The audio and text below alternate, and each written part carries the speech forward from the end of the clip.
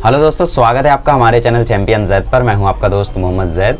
और दोस्तों आज हम लोगों का लास्ट लेक्चर है ऑसिलेशन का, और लास्ट दिन भी है मेरा मुंबई में। अभी थोड़ी देर बाद मैं जाने वाला हूं, ठीक है। तो कोशिश करते इसको कंप्लीट कर देते, क्योंकि अभी 3 घंटे बाद ट्रेन है। तो 30 मिनट का लेक्चर है। बहुत सही सेट किया था मैंने इसको, है ना। मतलब 9 घंटे का टाइम था और मैंने सेट किया था कि इसके 4 लेक्चर रिकॉर्ड करूँगा, आराम से हो जाएगा। तो हो ही गया, समझ लो, ठीक है। 6 घंटे में हम लोगों ने 3 लेक्चर रिकॉर्ड कर दिया। हाँ, टाइम ज़्यादा जाता है लेक्चर रिकॉर्ड करने में, क्योंकि काफ़ी कुछ देखना पड़ता है ना। मतलब टेक्स्ट वगैरह रीड करनी पड़ती है बीच बीच में, और बीच बीच में वीडियो स्टॉप करता हूँ मैं रफ ऑफ करने के लिए, है ना। तो टाइम तो जाता है। ओके, देखते हैं अभी हम लोग। आज का हमारा टॉपिक है टॉर्सनल एसएचएम, मतलब टॉर्सनल ऑसिलेशन, और उसके बाद डैम्पिंग ऑसिलेशन, फिर फोर्स्ड ऑसिलेशन, फ्री ऑसिलेशन, और फिर उसके बाद मैग्नेटिक में ऑसिलेशन जो होता है वो, ठीक है। देखते हैं। सबसे पहले बात करते हैं एंगुलर ऑसिलेशन की, जिसको टॉर्सनल ऑसिलेशन भी कहा जाता है। एंगुलर ऑसिलेशन या फिर टॉर्सनल ऑसिलेशन। इसमें क्या होता है, इसमें मान लो आपके पास कोई यहाँ पे एक चक्का है, एक डिस्क है, ठीक है। इस चक्के को आपने क्या किया,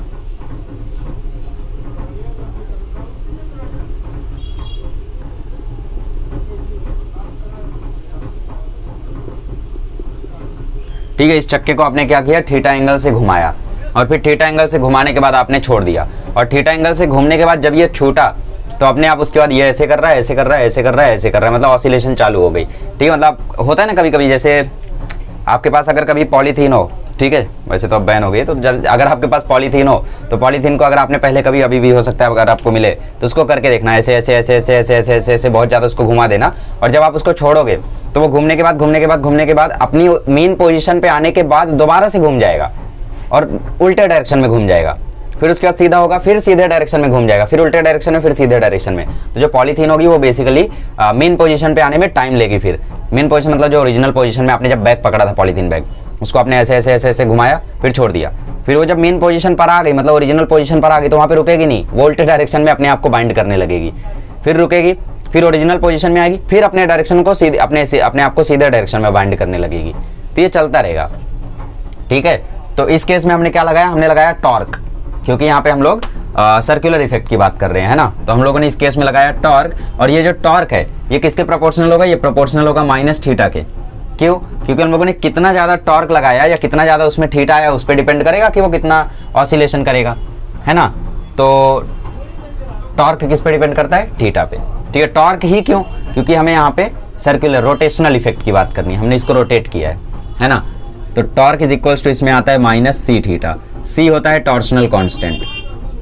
सी क्या होता है, सी होता है टॉर्सनल कांस्टेंट। अब अगर आप लोगों को रोटेशनल डायनेमिक्स याद हो तो वहां पे मैंने आप लोगों को बताया था कि जो टॉर्क होता है वो इक्वल होता है आई अल्फा के, ठीक है। So therefore I alpha is equals to आ जाएगा माइनस सी थीटा। आई क्या है यहाँ पे, आई है मोमेंट ऑफ इनर्शिया, और अगर रैंडम मोमेंट ऑफ इनर्शिया दे दे तो उसका फॉर्मूला क्या लिखोगे, एम आर स्क्वायर, ठीक है। अल्फा क्या है यहाँ पे, अल्फा है एंगुलर एक्सेलरेशन, ठीक है। अब अगर आपको याद हो तो मैंने आपको बताया था एंगुलर एक्सेलरेशन होता है D omega by d T. Angular acceleration होता है D omega by d t. तो इसका मतलब एंगुलर एक्सेलरेशन, और ओमेगा क्या होता है, ओमेगा होता है d theta by d t. तो d omega by d t को मैंने लिख दिया d by d t of d theta by d t. तो ये आ जाएगा d two theta upon d t square, ये आ गया आपका अल्फा, ठीक है। तो यहाँ पे देखो आई अल्फा, अल्फा की जगह आप लिख दो d two theta upon d t square, c theta को यहाँ ले आओ, plus c theta is equals to 0। इसको हम बोलते हैं differential equation of angular SHM. इसको हम बोलते हैं डिफरेंशियल इक्वेशन, अच्छा गलत है क्या, सॉरी दिक्कत हो गई यार, ठीक है। एक बार मुझे याद आ गया कि यार ऐसा तो नहीं होता डिफरेंशियल इक्वेशन। देखो अल्फा को हम यहीं रहने देते, आई को वहाँ ले जाते, तो ये हो गया माइनस सी बाय आई थीटा। अब हम लोग क्या करते हैं, सी बाय आई को ओमेगा स्क्वायर मान लेते हैं, मतलब इस केस में हम लोगों ने सी बाय आई को ओमेगा स्क्वायर माना। उस केस में किसे माना था, उस केस में हमने के बाय एम को माना था, इस केस में सी बाय आई को मानेंगे। तो therefore alpha is equals to आ जाएगा माइनस ओमेगा स्क्वायर थीटा। तो therefore alpha plus omega square theta is equals to आ जाएगा 0। अब अल्फा की जगह ये लिख सकते हो, so therefore d two theta upon d t square plus omega square theta is equals to 0। ये हो गया आपका लीनियर डिफरेंशियल इक्वेशन फॉर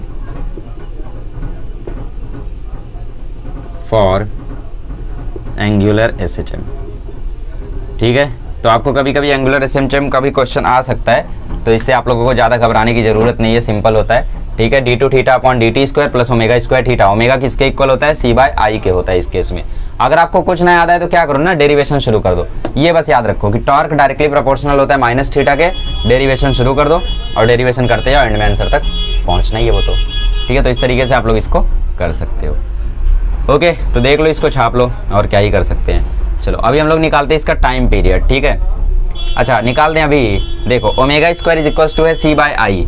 ठीक है, since omega square is equal to है c/i, therefore omega is equal to आ जाएगा root c/i।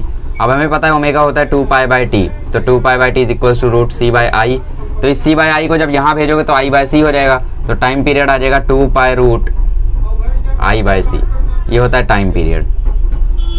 ठीक है, 2π रूट i/c। आई क्या होता है? मोमेंट ऑफ इनर्शिया, और c क्या होता है? Torsional constant. c की वैल्यू आपको क्वेश्चन में देगी, और मोमेंट ऑफ इनर्शिया हो सकता है आपको निकालना पड़े खुद से, मास और रेडियस दे दे। क्वेश्चन इसका कैसे आएगा? क्वेश्चन में पूछेगा there is a cylinder attached on a ceiling which is rotated by the angle 60 degree and then it started to oscillate. Now find the time period of the oscillation of the cylinder if c is equals to this. तो तुम्हें cylinder का मास दिया, cylinder का radius दिया होगा figure में, तो तुम्हें उसका मोमेंट ऑफ इनर्शिया निकालना है। और जैसे ही उसका तुम्हें मोमेंट ऑफ इनर्शिया मिला तो उसको वैल्यू को यहाँ पे डालो, c की वैल्यू दी ही थी, टाइम पीरियड आ जाएगा। समझ में आया कैसा क्वेश्चन आएगा इस केस में? बट ऐसा क्वेश्चन बोर्ड में नहीं आएगा और ना जेईई में आएगा, बकवास है बस। ठीक है, ये याद कर लो, differential equation for angular SHM। चलो आगे बढ़, चलिए नेक्स्ट कंसेप्ट देखते हैं, magnet vibrating in magnetic field. आपको बस टाइम पीरियड निकालते जाना है, इसके बाद डैम्प्ड ऑसिलेशन, इसके बाद free force and resonant frequency है। ठीक है, magnet vibrating in magnetic field.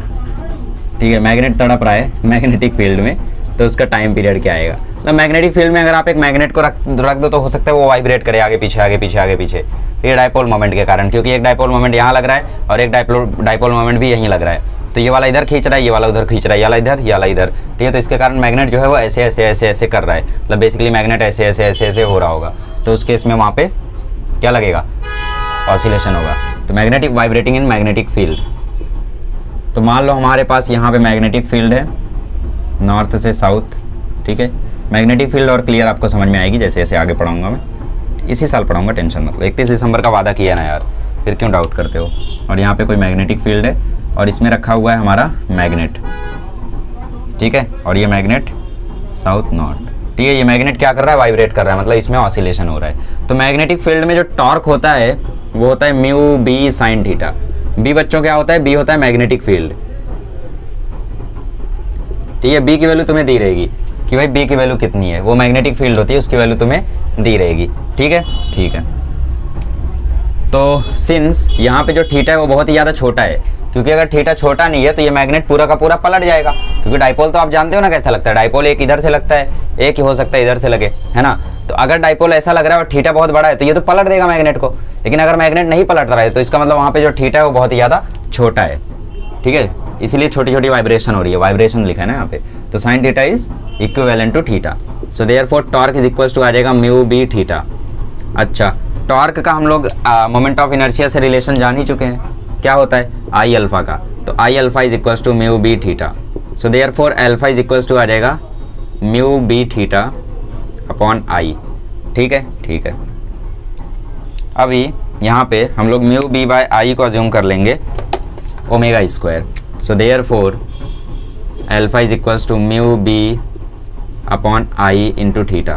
ठीक है, इसको हमने क्या मान लिया? इसको हमने मान लिया omega square, therefore omega square is equals to mu B by I. ठीक है, तो therefore omega is equals to क्या आ गया? ओमेगा इज इक्वल्स टू आ गया root mu B by I. So therefore omega हम जानते हैं 2π/t होता है, तो 2π/t is equals to root mu B by I. So therefore time period आ जाएगा 2π root I upon mu B. ठीक है, तो ये आ गया तुम्हारा time period of magnet vibrating in magnetic field. तो कभी अगर आपसे क्वेश्चन आया एग्जाम में कि भाई time period of magnet vibrating in magnetic field निकालो, तो आप लोग कैसे करोगे? मेथड तो यही फॉलो करोगे, है ना।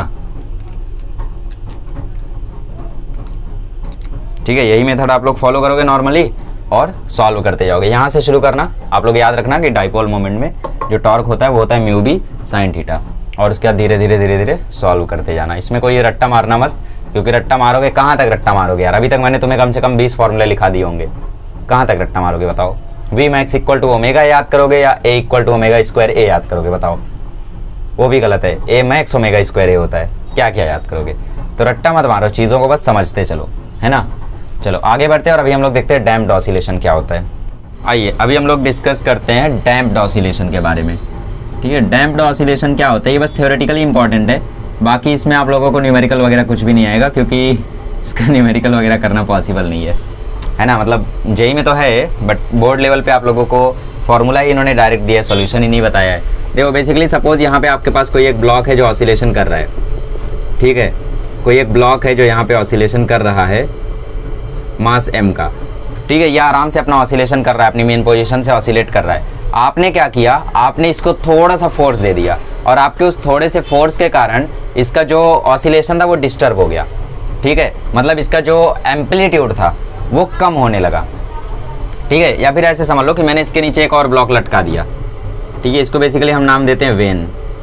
ये क्या करेगा कि इसका जो ऑसिलेशन है वो डिस्टर्ब करेगा, क्यों? क्योंकि ये जैसे जैसे ऑसिलेट करेगा वैसे वैसे इसका जो वजन है वो उसका वेट बढ़ाएगा, है ना। मतलब ये अपनी तरफ से एक फोर्स लगाएगा उसके ऊपर, मतलब ये स्प्रिंग को इलॉन्गेट कर रहा है, स्प्रिंग अपनी एक रिस्टोरिंग फोर्स लगा ही रही है। नहीं समझ रहे हो? ये जो वेन है ये क्या कर रहा है, ये इसके ऊपर एक फोर्स लगा रहा है ना, क्योंकि ये नीचे जाएगा ग्रेविटी के कारण, तो इसके ऊपर एक फोर्स आएगा। और ऑलरेडी इस स्प्रिंग में एक रिस्टोरिंग फोर्स लग रहा था, और एक फोर्स ऐसा है जिसके कारण ये ऑसिलेशन शुरू हुआ है, मतलब जो एफ है, ठीक है, इंपॉर्टेंट वाला जो एग्जैक्ट फोर्स है, ठीक है। तो ये वेन के कारण ये ऑसिलेशन क्या हो रहा है, इसका एम्पलीट्यूड जो है वो रिड्यूस होता जा रहा है, ठीक है। तो the oscillation where amplitude keeps reducing is called damped oscillation, ठीक है। ऐसा ऑसिलेशन जिसका जो एम्पलीट्यूड है वो रिड्यूस होता रहे धीरे धीरे धीरे धीरे, उसको हम क्या बोलते हैं, उसको हम बोलते हैं डैम्प्ड ऑसिलेशन, ठीक है। तो इसका एम्पलीट्यूड रिड्यूस हो रहा है और जल्दी इसका ऑसिलेशन रुक भी जाएगा, ओके। तो इस केस में मैंने क्या बोला कि जो हमारा सबसे बिग फोर्स है वो किसके इक्वल होगा, वो एक तो इस वेन के फोर्स के इक्वल होगा, दैट इज डैम्पिंग फोर्स। इसको हम क्या बोलते हैं, इसको हम बोलते हैं डैम्पिंग फोर्स। एफ डी क्या है, एफ डी है डैम्पिंग फोर्स। और एक तो spring force normal restoring force लग ही रहा है, ठीक है। सो एक तो यहाँ पे डैम्पिंग फोर्स लग रही है और एक यहाँ पे स्प्रिंग फोर्स लग रही है, ठीक है। डैम्पिंग फोर्स भी नेगेटिव है और डैम्पिंग फोर्स का जो फॉर्मूला है वो होता है माइनस बी वी, ठीक है। और जो स्प्रिंग फोर्स का फॉर्मूला होता है वो होता है के एक्स। अब इसमें बी क्या है, बी एक कांस्टेंट है आपका, डैम्पिंग कांस्टेंट बोलते हैं बेसिकली इसे, और वी क्या है, वेलोसिटी ऑफ वेन है, ठीक है। मतलब ये डिपेंड करता है कि वेन कितनी वेलोसिटी से है, यहाँ पे कितनी वेलोसिटी से ऑसिलेट कर रहा है, उस पर डिपेंड करता है बेसिकली, ठीक है। और जो बी है वो आपका एक कांस्टेंट है। सो देयरफॉर ये हो गया एम ए, इसको यहाँ ले आओ, m a plus b v plus k x is equals to 0। हमें पता है ए को हम लोग लिख सकते हैं d two x upon d t square, plus b v को हम लोग लिख सकते हैं d x by d t और plus k x is equals to 0। अब ऐसा डिफरेंशियल इक्वेशन हमने ना तो जेई में किया ना जेई एडवांस में किया, तो बोर्ड में कहाँ से करेंगे। तो इस डिफरेंशियल इक्वेशन का हम सॉल्यूशन नहीं निकालते हैं, बट जो बड़े बड़े मैथमेटिशियन हैं, बड़े बड़े इंस्टीट्यूट हैं, उन्होंने इसका सॉल्यूशन निकाला है। और ये सॉल्यूशन आता है A e raise to minus b t by 2m cos omega t plus phi. ये आता है इस डैम्प्ड ऑसिलेशन का इक्वेशन, ठीक है। A e raise to minus b t by 2m cos omega t plus phi, ये आता है इसका x का फॉर्मूला, ठीक है। अच्छा, तो क्या इसके टाइम पीरियड वगैरह के भी फॉर्मूले हैं? यस, टाइम पीरियड का भी फॉर्मूला है। इसमें ओमेगा का फॉर्मूला है k by m under root k by m minus b by 2m का होल स्क्वायर, ठीक है। तो इसका टाइम पीरियड क्या आएगा बताओ? टाइम पीरियड आएगा 2 पाई अंडर रूट बेसिकली नीचे आएगा 2 पाई बाय ओमेगा, तो 2 pi by under root k by m minus b by 2m का होल स्क्वायर। ये आता है इसका टाइम पीरियड डैम्प्ड ऑसिलेशन का। तो डैम्प्ड ऑसिलेशन मतलब ऐसा ऑसिलेशन जिसका एम्पलीट्यूड टाइम पे रिड्यूस होता रहता है, ठीक है। ऐसे ऑसिलेशन को हम बोलते हैं डैम्प्ड ऑसिलेशन। और इसका आपने ग्राफ भी देखा होगा डिस्प्लेसमेंट का, इसका ग्राफ कुछ ऐसा आया होगा, वहाँ पे आप लोगों ने देखा होगा, ऐसे ऐसे ऐसे ऐसे ऐसे ऐसे ऐसे ऐसे ऐसे कम होता जा रहा है, एंड में 0 हो जाएगा। क्यों? क्योंकि इसका एम्पलीट्यूड रिड्यूस होता जा रहा है हर एक ऑसिलेशन के साथ। और वो क्यों हो रहा है? क्योंकि इस पर एक डैम्पिंग फोर्स लग गई। उस डैम्पिंग फोर्स का फॉर्मूला क्या है? Minus b v, b constant है, वी वेलोसिटी है। तो F is equal to minus b v minus k x, m a plus b v plus k x equal to 0। A की जगह हमने रख दिया, वी की जगह हमने रख दिया, के एक्स लिख दिया। ये आ गया हमारा differential equation for damped oscillation, differential equation of damped oscillation. ठीक है। और साथ ही में उसके बाद हमें एक्स का इक्वेशन मिल गया a⁵bt/2m। ये मैंने बस स्मार्ट बनने के लिए आपके सामने बोल दिया, याद मत रखो, ये सब नहीं आएगा, ठीक है। टाइम पीरियड वगैरह याद मत रखो, बहुत कम चांस है आने का, क्या आएगा यार ये सब, ठीक है। बाकी आप ये याद कर सकते हो कैसे आया वो याद करो, ये मत रट्टा मारो, ठीक है।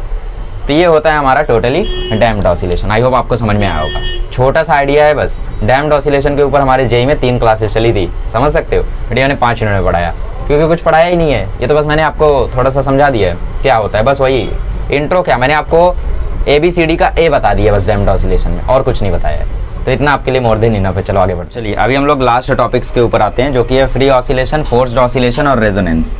देखो फ्री ऑसिलेशन क्या होता है, फ्री ऑसिलेशन का बस छोटा सा डेफिनेशन याद कर लो।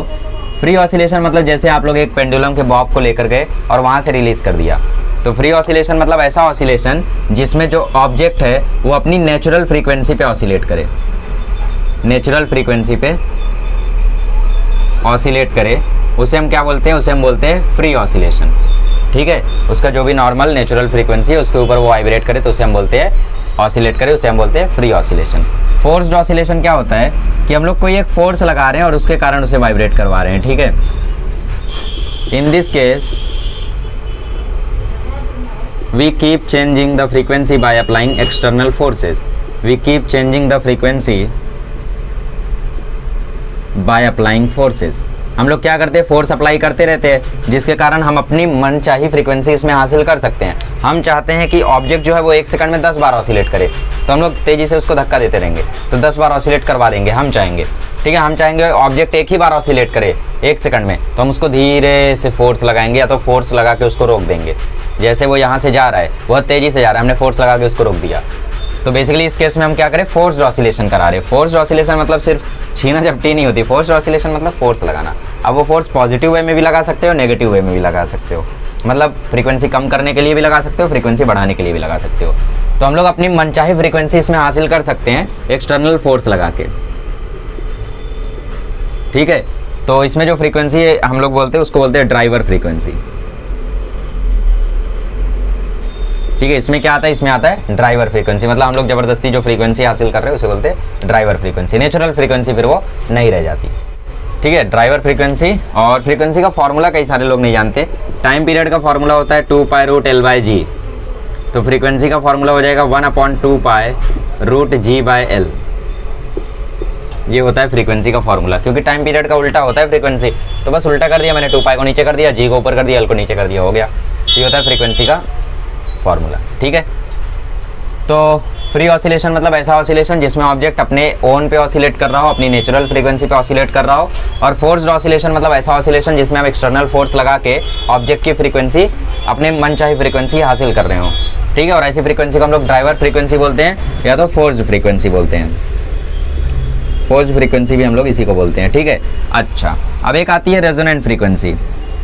रेजोनेंट फ्रीक्वेंसी में क्या होता है कि मान लो एक ऑब्जेक्ट जो है वो अपना फ्री ऑसिलेशन जब करता है, ठीक है, एक ऑब्जेक्ट जो है वो फ्री ऑसिलेशन जब करता है तो वो 1 सेकंड में 2 बार ऑसिलेट करता है, ठीक है।